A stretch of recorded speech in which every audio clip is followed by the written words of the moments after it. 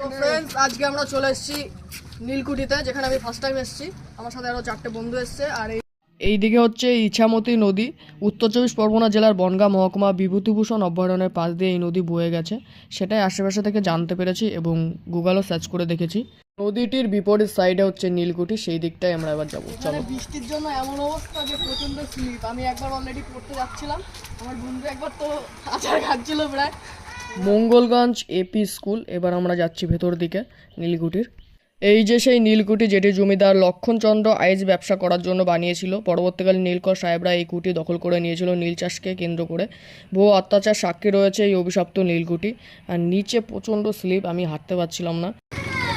বর্ষার সময় আর একটা ভয় আছে, সেটা হচ্ছে তোমার সাপ এখানে খুব পরিমাণে দেখা যেতে পারে।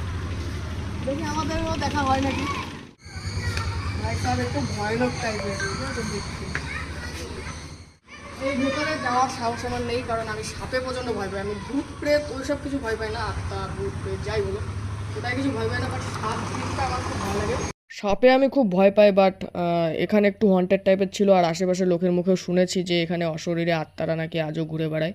কাটা সাহেবের ভূত, তারপর আশেপাশে যেহেতু অনেক অত্যাচার করা হয়েছিল ওই নীলকুঠির মধ্যে, সবাই জানো যে এটা একটা অভিশপ্ত নীলকুঠি। আর এখানে ইংরেজরা প্রচণ্ড পরিমাণে অত্যাচার করেছিল ভারতীয়দের ওপর। আমরা পেছন দিকটায় যাচ্ছি।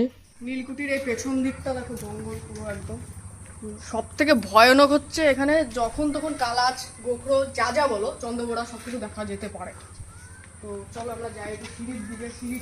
এই নীলকুঠি যেহেতু 200 থেকে 300 বছর পুরনো হয়ে গেছে, তাই সব কিছু ভাঙতে শুরু করেছে। ইট পাথর সব নষ্ট হয়ে গেছে। আর সব থেকে ভয় লাগছিল যে গায়ের মধ্যে কোনো পাথর যদি ভেঙে পড়ে, ইট ফিট কিছু ভেঙে পড়লে, আর সাপও যদি গায়ের মধ্যে পড়ে, সেটা হচ্ছে সব থেকে ভয়ানক।